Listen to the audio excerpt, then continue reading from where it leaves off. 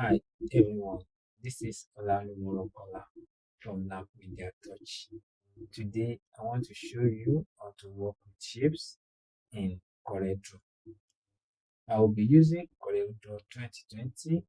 You can follow along with me with any version of CorelDraw that you have. I will be showing you how to insert basic shapes, how to create compound shape like joining two shapes together, and I'm going to show you how you can create your own custom shapes starting from the basic shapes. Now let's start. The first thing I want to show you is how you can insert basic shape, and where you will get the shapes is on the toolbox here. Though the section is somehow categorized, and underneath we have the freehand tool. We add the line tool, the tool we need to create lines. Then we have the artistic media tool, and we have the rectangle, ellipse, and the polygon. So these three tools are the ones I want to focus on in this video. So if you want to insert the rectangle tool, which can also be used to insert square, you just need to click on the button here, though there is another small dot here for a fly out, so it has other options underneath, which I'm not going to be talking about today. So this is the one we want to use, the rectangle tool, and it has a shortcut which you can quickly press on your keyboard and it will give you the tool. So once you click on the tool, and your mouse pointer will change to this symbol, which is a small rectangle with a small cross at one of its angles. So in order to insert the square now, what you need to do is to put the left mouse button, then you drag it over down. Once you are satisfied with a particular size, you can now remove your hand from the left mouse button. So it means that you click, hold down the mouse, then drag. So the same way you can insert other shapes like the ellipse also, you can insert it. Once you get to the desired shape and size, you can simply release it and make it basically over, and you can just make it a rounded circle. So other shapes as well that you can insert is the polygon tool. Just like the other shape tool that are here, we have this one also have some flyout, which you will find different other shapes that you might use. So I will just show you the basic one I usually use in my own design. So apart from the polygon, which I use mostly, you can use star, and from polygon you can even convert to star. We are coming to that, and also the basic shapes. So this one, once you click on the basic shapes, it will bring up other shapes that are housed under the common shapes. So once you click on it, it will bring the options here on the property bar. So we can see the flyout here, so you can just hold down on the button here. So all other shapes that you can create are here. So all you need to do is just to click on any of them. It's just to click on any of them and draw the same way we have drawn, or hold your left mouse button, then you drag all over until it gives you a perfect shape that you want. Whichever shape you have drawn, you can give the shapes their specific sizes from the property bar here. If you could remember when I was explaining the property bar, it adapts itself to a particular tool and the shape or the element you are working with on the CorelDraw interface. So at this point, you can give your shape a particular size. We are working with a particular unit of measurement. This is This is the unit of measurement we are working with. You can change it to any unit of measurement that you prefer by just clicking outside when you are not selecting anything. So it means that the property bar shows only the property of the workspace that we are using. So here you can change the unit of measurement. In my own case, I usually use inches, and when I'm working on a larger file, I use feet. So the next thing is you can input your desired value. I've changed the unit of measurement to inches, so you can change the value to the exact size. Maybe you have measured a particular work that you want to do, so you can measure. So after you measure, then you input the size both horizontal and vertical here. So let me just choose 6. So if you want to go to the next line, you can just press tab, or you highlight and put this size. So once you are done, you press enter on your keyboard. But you can see that the dimension changed at the same ratio. What happened is that this lock ratio has been locked. This has been locked, so it will be whatever you input here will be affecting the other one at the same ratio. So this one now, you cannot really put a definite size to each side without affecting the other. So if you want them to be affected independently, so it means that you have to unlock this padlock symbol here. So with that, you can freely give the horizontal its own size while the breadth still remain the same. But if this is locked, it means that once you insert a size to one side, so it will change relative to the other side. Also, the other side also will change relative to what the other sides have, the relative to the value we have given to the other one. So next thing and you need to note here again is that now after we draw circle, maybe you are trying to draw a perfect circle, even right from the point you are drawing it, or a perfect square, even right from the point you are drawing it. You could see this one now, you want to make this one a perfect circle, you can simply come here and change the value to the same size. Let's say 5. You can see now from the values here, the circle is not perfect, so you can simply change the size of the circle to 5. So with this now, the circle is perfect. So the same way, when maybe I want to draw a perfect square, so there is no way I can draw it perfectly by just clicking and dragging like this. You can see now I've tried, but it's not really working. You can see the value here is not giving us the exact dimension that we want, so it's not equal. So you can just come here and input the value you desire it to be, but ensure that this padlock is not locked by the time you are doing this, because if it is locked, anytime you put a value here, maybe this one is increased at the value, so this other one will also be increased at that value. If this horizontal is decreased at a value, the breadth also will also decrease at that value. But now, instead of coming here after you have drawn, you can get the perfectness right even before you start inputting any other size.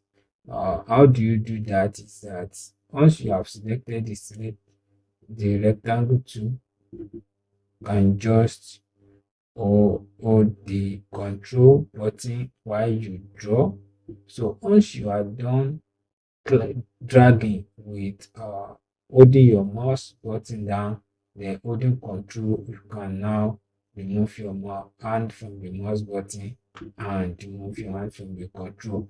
This is the progression.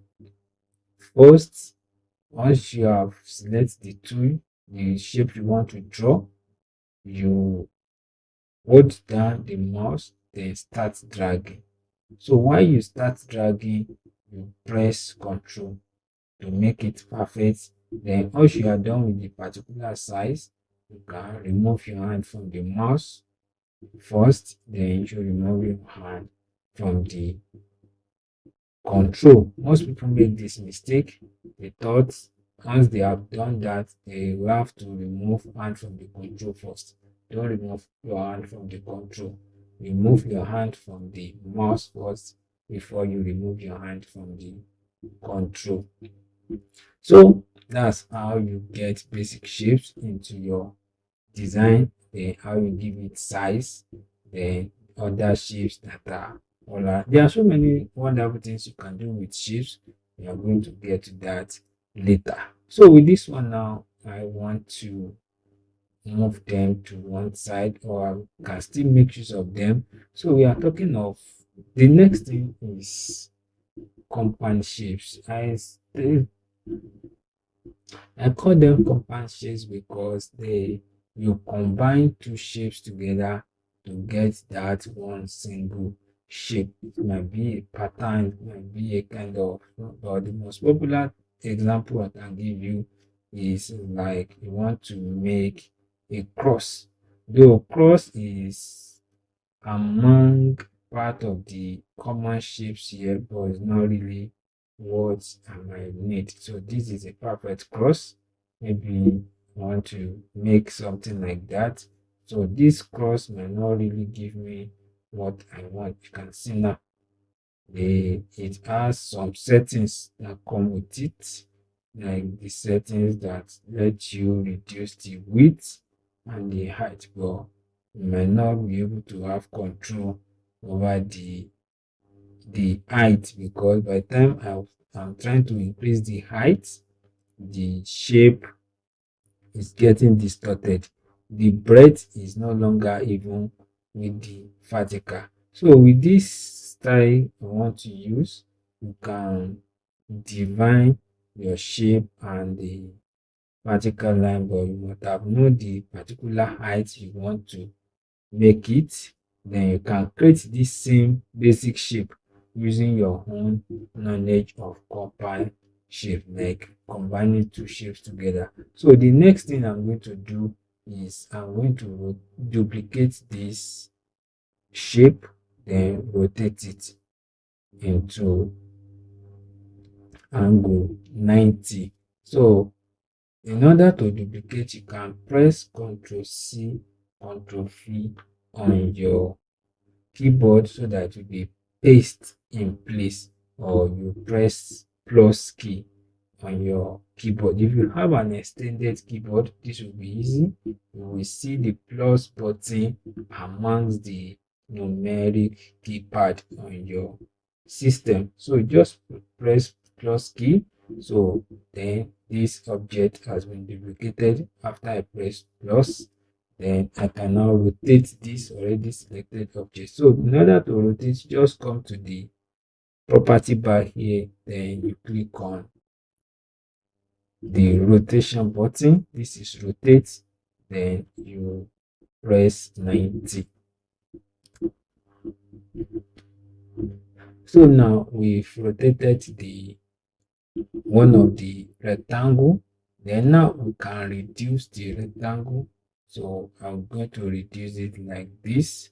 Now that it has been reduced, so you can select the two together to carry them or move them together. So how do I select the two objects together? Is hold shift, then you click on the other one. So here now you can move the objects together now, but yet if you click out, they are still like separate objects. So one of the things you can still do is to group them together, but we are not going into the aspect of grouping today. So what we want you to understand is that you can just combine the image together to become one. So anytime you select two or more shapes on your workspace, the property bar also changes.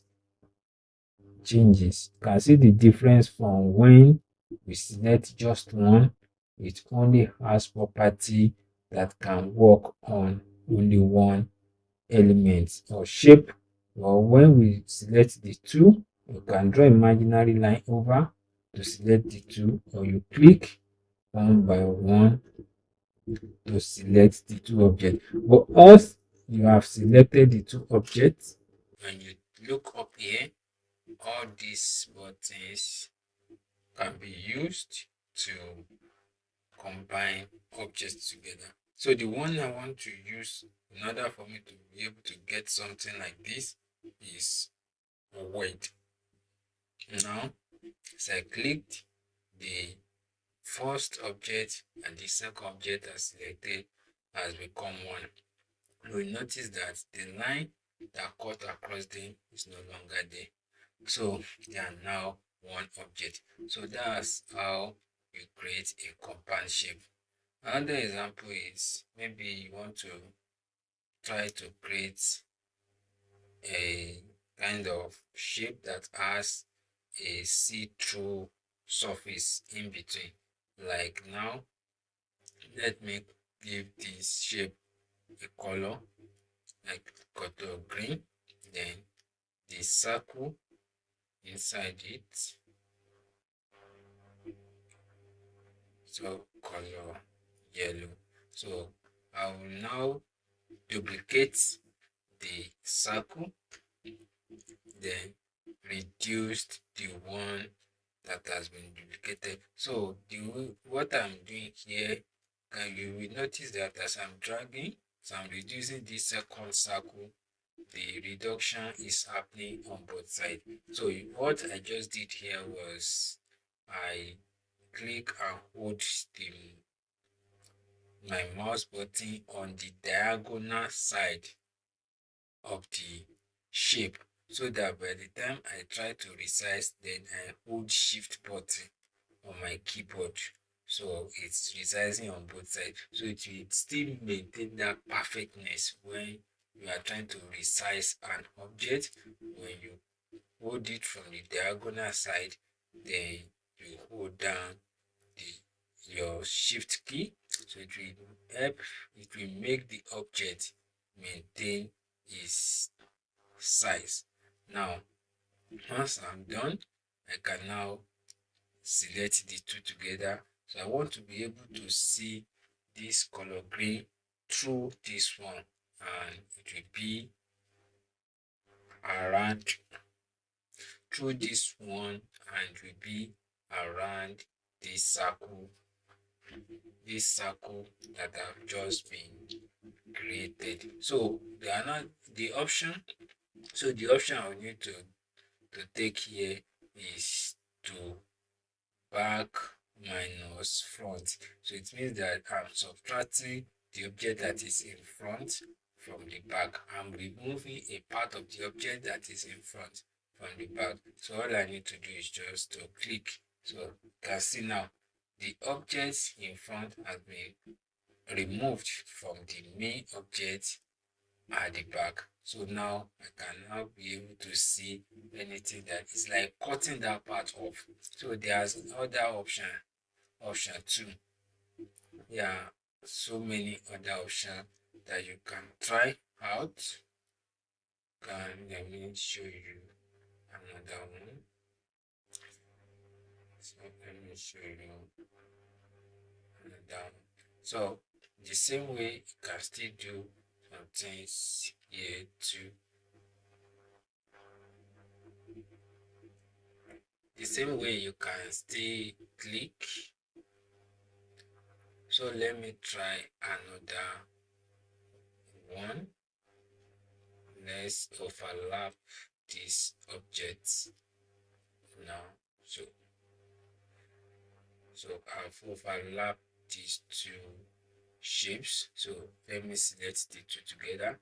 So I can also create an object from the area where two or more objects overlap. Like you want to create a new object from their intercept. So that's where you click this one. Like I like these shapes coming out from their intersection. So once I select the two, I can just click here. So a new shape from the intersection will be created. So this one will not destroy the two. So this one has created a new shape for us. You can see now that area where the intercept is what gives us this. You can intercept different shapes and it will result in a new shape entirely for you. So there are so many other options there, like this other one, like the inverse of what we just did there. Let's assume this one is in front. Okay, the polygon is in front and the circle is at the back. So you can subtract the back minus the front minus back. Like I want to remove a part of the back from the front. So if I click now, you can see what this one did. So it take the cutting from the object that is at the back. So that's how other tools they also do. So these are the categories of shape I I named as compound shape because you create them from joining two shapes together. Thank you for staying with me. I hope you've learned something new on working with shapes in CorelDraw. If you enjoyed this video, please like and subscribe, and I would like to see you in my next video. Thank you.